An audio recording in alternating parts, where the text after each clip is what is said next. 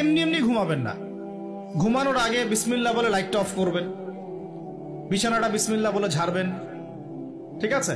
Washroom থেকে পারলে অজু করে আসবেন।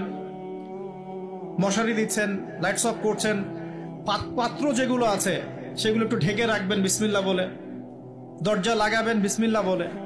এরপর 3 বার পড়বেন সূরা ইখলাস একবার, সূরা ফালাক একবার, সূরা নাস একবার, পরে হাত একত্রিত করে ফু দিয়ে গা মাসাহ করবেন। এই কাজটা 3 বার করবেন।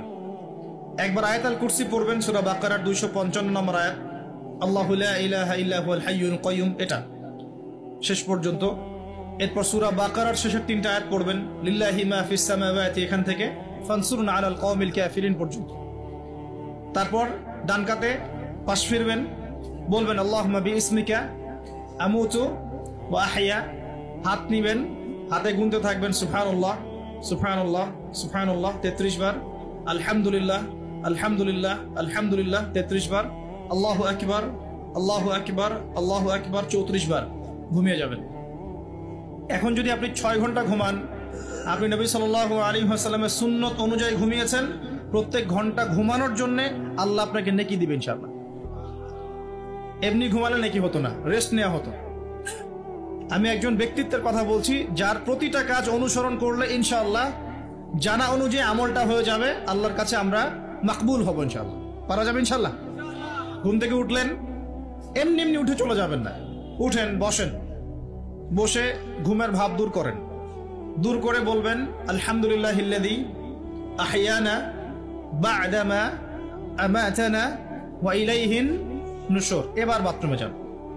বাথরুমে গিয়েই বাথরুমে ঢুকে গান গাওয়া শুরু করবেন না। বাথরুমে ঢুকেই বাম পা দিয়ে ঢুকবেন, ঢোকার সময় বলবেন বিসমিল্লাহ আল্লাহুম্মা ইন্নী আউযু বিকা মিনাল খুবসি ওয়াল খাবাইস। বাথরুমে কিন্তু জিন শয়তান থাকে। বাথরুমে কি থাকে? বিজ্ঞান এটা প্রমাণ করতে পারে নাই, এগুলো নাসা বিশ্বাস করবে না, কিন্তু আল্লাহর রাসূল যেহেতু বলেছেন আমরা বিশ্বাস করব। বিজ্ঞান কি সব আবিষ্কার করতে পেরেছে? বিজ্ঞান কি সব আবিষ্কার করতে পেরেছে?